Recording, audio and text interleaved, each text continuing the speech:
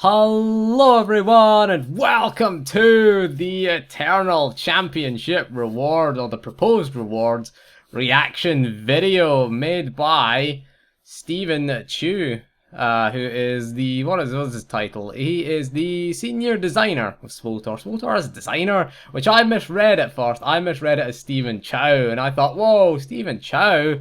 He was in what, Shaolin Soccer. That was an excellent movie. You should really go and see that movie. There was another movie he did, whose name I can't remember. It's like a kung fu comedy movie. I think that's what he does. He's like a Chinese sort of actor, director who does sort of comedy. Shaolin Soccer is awesome. Go and see it. It's an awesome movie. But anyway, my misreading aside, let's get back to the premise of this video, or back to the complaints about this video. So this yellow post, very rare we see a yellow post. Is it yellow or gold? I'm going to call it yellow because they fall short of the gold standard. Let's call it yellow anyway. So, what is the story? Who cares about the story behind the Eternal Championship? Who cares? There's going to be a developer blog. It is coming with game update 4.2 instead of 4.1. We knew that they said that in the stream. So chapter 11. Okay, so we're gonna start the Eternal Championship. How does it work? It's gonna be just basically horde mode, essentially. You know, if you played Gears of War, or you played like a boss rush mode in any other game, then it's gonna be simply like that. There's gonna be waves of enemies. So you're gonna defeat waves of enemies. You're gonna get rewards. I guess there'll be some downtime between each wave, maybe. I imagine, so you can recover at least, I guess, maybe what, 10-15 seconds. 15 seconds is the channel time of your recoverability anyway, so I'd imagine, well, it depends. They might do maybe 30 seconds so your cooldowns can come off, because cooldowns are like 2 minutes, so, you know, maybe they'll do that. So there's going to be 3 weekly missions. Defeat boss. I guess there'll be a boss each wave. Will each wave be a boss, or will there be like trash waves, or will like be the boss at wave 5, boss at wave 7, and boss at wave 10, or will they just be 10 bosses? I don't know. That's not really clear. It says defeat boss 5, boss 7, and boss 10, which kind of makes me believe that it will just be bosses. You know, that's what makes me believe that. So each round consists of a single fight with a boss encounter. Alright, there you go. I answered my own question there. In most cases, they will involve ads. There'll be ads, okay? You'll get a boss and they'll say, "Putties attack!" That's what he'll say. He'll say, "Putties attack!" You know. There you go. Maybe he'll grow large and we'll have to get into some sort of mechanized vehicle. There you go. That's a good idea for you. There you go. We'll just rip off Power Rangers in the meantime. For rounds 1 to 5, they involve a single major mechanic. Not a stun. Okay, let's just be clear. Stuns are not mechanics. Okay, slows I'll accept. Roots I will accept. Stuns, no. The difference being I still have control of my character's abilities. Okay, no stuns. Okay, stuns are not mechanics. Okay, they're not mechanics unless we can interrupt it or counter it in some method. Then no. No stuns, okay? So it's going to have a single major mechanic, other combat abilities. Again, no stuns! No stuns! Okay, no stuns. Had my fill of stuns. If I wanted to get stunned, I'd do PvP, okay? They're catered towards players that have just finished chapters 1 to 9, so they are for story players. They're intended to guide you towards more complex fights. Okay, they could involve defeating mobs in a specific order, stepping out of AoE. Oh man, unless you're a tank, just stand in the AoE. If you're a guardian, just pop. What is it called again? Focus defense, enraged defense. We'll call it enraged defense. Just pop enraged defense and let the AoE heal you. That was the old school guardian method. So yeah, it's going to be stepping out of AoE, which is going to prove too difficult for a lot of players, I imagine, because, you know, they're attracted to those red circles. I've been in pug groups where, you know, people just, there's a red circle on the ground, that's where I'm going to stand. The red circle is where I was here first, before this red circle. That's their attitude, I guess, you know. There's going to be killing mobs in a specific order. Hint, hint, kill the healer, probably. I imagine there'll be step out of AoE indicators, managing multiple mobs at once, interrupting abilities. Holy shit, that's going to be too hard. It's too hard, too complicated. Okay, that's far too complicated.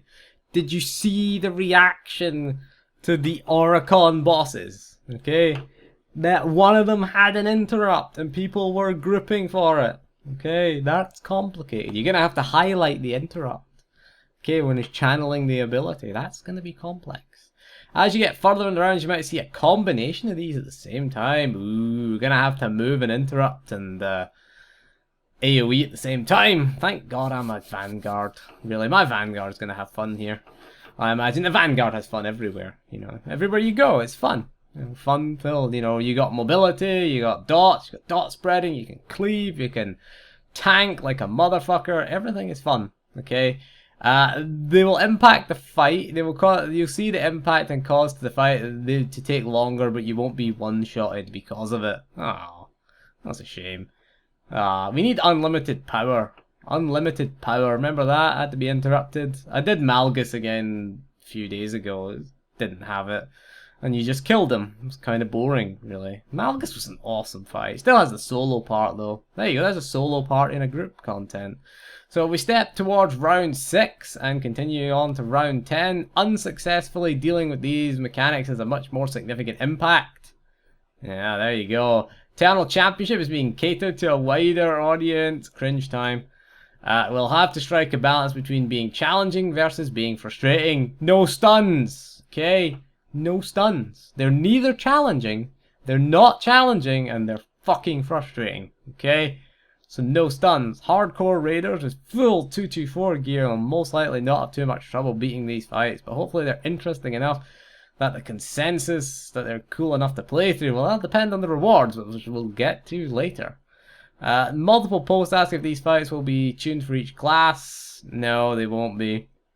Hint, hint, they'll be tuned for ranged, because every fight in the game is tuned for ranged. Fuck melee unless you're a Vanguard. Really, that's it. It's like, fuck melee unless you're a Vanguard. And then you're alright, because you can just move around. Move around. We don't need your fucking melee. Tactic spec? Fuck off. Stand at 10 meters. I'm okay with that. We only lose stock strike. I'm okay. Cool with that. Okay, just play a Vanguard. You could have played a Shadow previously, but, you know, they fucked that up, didn't they? What I meant, gear drops for the weekly missions. Ooh, it's intended for players to have an alternate way to gear up to a higher tier of gear. Again, I don't have a problem with this, other than grouping up for a flashpoint or operation. Okay, several posts about gear suggestions. Did they get mine? No, they didn't. No, they didn't get mine, because we're going to go into it. Weekly number 1 to defeat 5 bosses rewards a choice of 204 rating static gear. Okay, static gear is non-moddable gear. Okay, so it's either going to be green or blue. Probably blue. It won't be orange gear with blue mods. It will just be blue gear. Okay, think the 200 stuff that drops occasionally, or the 190 green stuff that drops from quest rewards. Think that kind of stuff. That's what static gear is. It is explained further down. So it's non-moddable gear. First of all, fuck off. Okay. Second of all, we can get 204 moddable gear from tactical and hard. I think you get tactical. Tactical's 204. Hard mode flashpoints is 208. So yeah, we really gonna do that? 5 waves? Do we have to do the first 5 waves? First 5 rounds intended for players coming straight from the chapters. The gear rating is tuned for 190. Okay, fair enough. Okay, fair enough. You should have full 190. I think you get full 190 if you do all the chapters. You get all of the quest rewards from all the chapters. Give you 190 gear. You'll have the chance to have the odd item level 200 piece as well. So it shouldn't be a problem. You should get a couple of 200 blue pieces. The blue pieces are 200. The green pieces are 190. You can also get there's also a chance to drop purple 208. I've seen that drop once. I think I seen it drop once. It's a very, very rare chance, but each mob does have a chance. Very, very small chance to drop 208. So you might have a 208 piece going into that. You should have enough common data crystals at least, because you get showered with them throughout, especially through Shadow of Revan. You just get tons and tons of them. So for defeating boss 7. okay, which is weekly number 2. Rewards an arena token. These can be exchanged for a choice of 208 rating static gear, okay. Why is this done? Round 67 catered towards players who are gearing towards tactical flashpoint. You gear towards tactical flashpoints? No, you don't. Working towards tactical flashpoint. Who the hell works towards tactical flashpoint? You can queue from level 15 for attack. Is it level 15? I think it's level 15 is the lowest level. You can queue from a low level. Why do you need to work towards them? Do they play their own game? And rewards the equivalent gear for completing those. Is it not 204 or 208? I don't remember. I've never finished a tactical flashpoint in. Well, I finished one in this expansion. Have I ever finished one? Done tons of ops. Done tons of HM flashpoints. One tactical flashpoint I have finished. It shows you where the hardest content in the game is right now. Although this might make it a bit easier, I guess. But I mean, the problem is not the gear tactical flashpoints. It's the level range that they're all lumped in under. Quite poorly designed. They should really take Final Fantasy XIV's approach to level sync. What you do in Final Fantasy XIV is you can queue for any flashpoint, any dungeon, should we say, at any level. Okay, so say you get Sastasha, which is a level 15 dungeon. I did it today in the live stream. You get Sastasha, level 15 dungeon. I think your level synced down to level 18 is the highest level. The dungeon is not scaled up and you're not bolstered up to max level. You're scaled down and you lose any abilities that you had beyond level 18. It's a good way to do it because it keeps the dungeon difficulty the same for everybody. Because we have all the same abilities. And, you know, the rewards don't change though. That's the only downside to that system. But I think it's a much better system than SWTOR. Just stick everyone at endgame and hope for the best. You know, because bear in mind, A Realm Reborn was designed with this in mind. SWTOR has just had it thrown in with very little thought or effort. Okay, let's get to weekly 3. Defeating boss 10 rewards multiple arena tokens. Ooh, multiple arena tokens. I take it to 2 ranks then, which can be exchanged for a choice of 216 static gear. Okay. Please at least be Mark II. Don't be the same crap as comms. Please don't be comm gear. And why? Rounds 8 to 10 are catered towards players gear working towards HM flashpoints. Why would we work towards HM flashpoints when we can get better gear from... Generally, we were guaranteed a piece of gear from the Eternal Championship. I don't get that. I don't get that logic. Again, they don't play their own game. Clearly they don't. You know, you're going to get 208 in an HM flashpoint, but you're not guaranteed any gear, obviously. So you get 216 from the bonus boss and the final boss in a hard mode flashpoint. So I don't get it.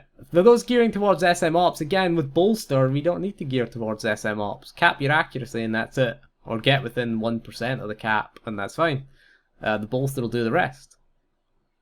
I don't get this. I just don't get who this is designed for, really. 216 static gear. The item, we better have a free choice of gear.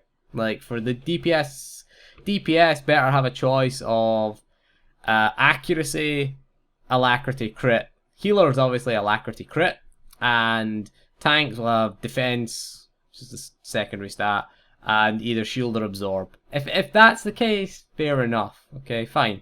My suggestion was just give you the armoring. So you're not getting the full set of gear, but you're getting the set bonus at least. The set bonus is an advantage in this, you know, it is an advantage. And have a chance to drop the main hand at least as well. Because 216 main hands, who gives a shit about them, okay? Raiders don't give a shit about it, okay?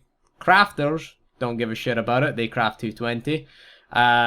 Nobody else cares. Solo players, yeah, they'll care. They'll want it. They'll want a 216 main hand, certainly. So have that drop at least, or have that available for the arena tokens. I take it there'll be 2 ranks of arena tokens. Okay. There'll be 1 rank for after wave 7, because then you could just do wave 7 over and over again and just spam arena tokens. It would take a few weeks to do it. But then you could do that and work your way towards wave 10. So I'm guessing that wave 7 to 10 is going to be tuned around you having full 208 gear. Although, to be honest with you, if you've been playing since the expansion launch, and you've been playing constantly, you should have full 2. You should have full 216 if you're playing. If it depends how much you're playing it, but you should at least have full 208, because you're given the basic crystals, the common data crystals, massively. You're given tons of them. You know, you're given tons of radiant data crystals and glowing data crystals. Okay. Why? Let's say what is their thing? Why reward static gear? Is the question. The main purpose of this is to help solo players gear up, not necessarily be the most optimized stat-wise. Holy shit. It's like, fucking hell.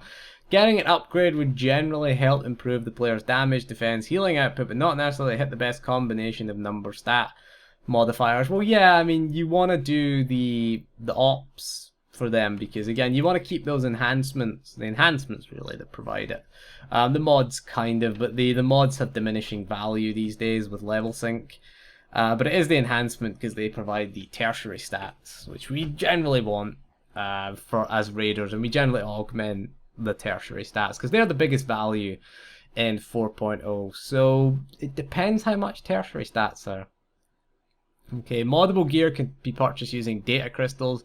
They are going to reward data crystals still for doing this. Each wave is going to reward you data crystals, which are a total waste of time these days. Data crystals, they're not a reward system anymore. They're just useless to a lot of people these days. I mean,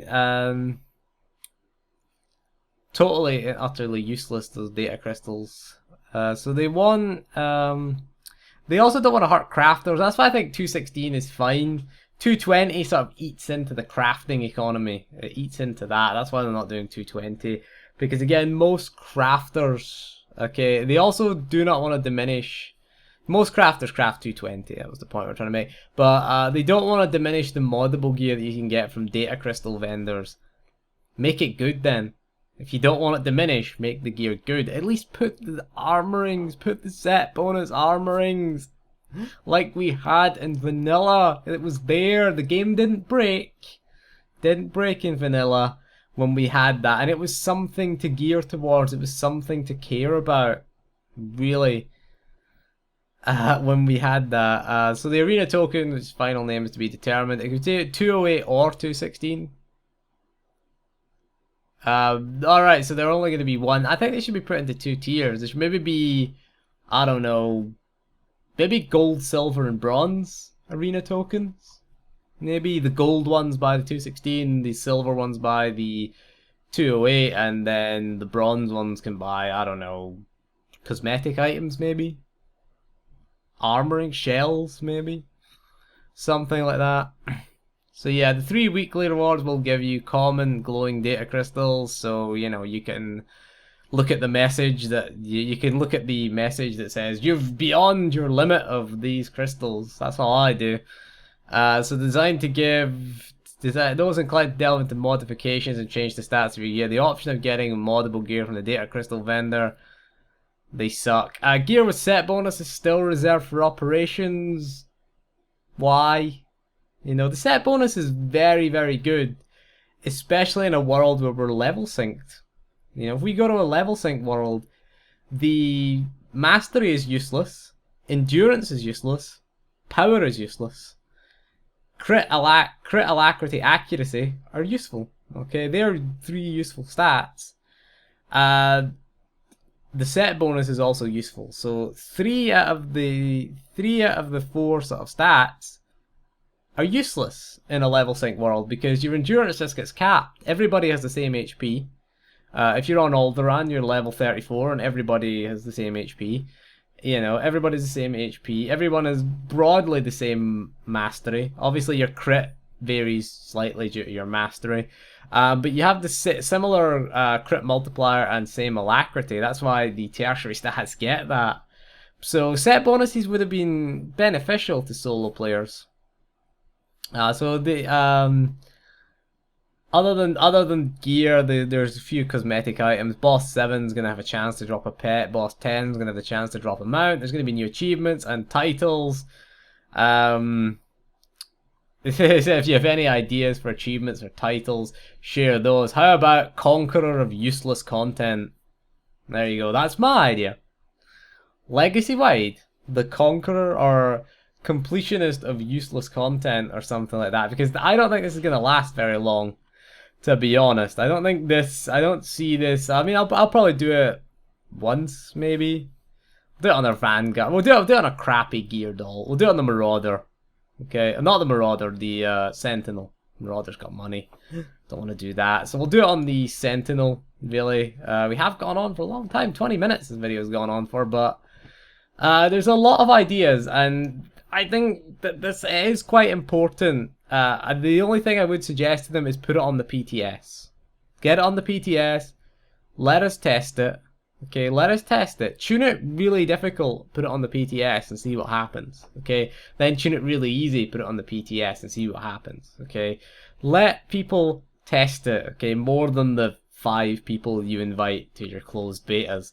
More than that. Okay, we need a sort of broad range of people. Having everybody who can have access to the game test it, fine. Okay, have the reward system tested as well. Okay, and I'd like to see the gear. Okay, rather than talk about it in blogs and forum posts, let us experience it, okay? Put it out there about a month before it releases, you know, so you've got some time, you can analyze the data, and you can have a look at it, instead of just the usual throw it onto the live server and hope for the best kind of mentality that's been infecting the game lately. I know it's EA, and they suck, but that's my advice. Test it. Test it with people who play the game, okay? Anyway, that is all for this video. Thank you for joining me, and we'll see you again soon, and goodbye.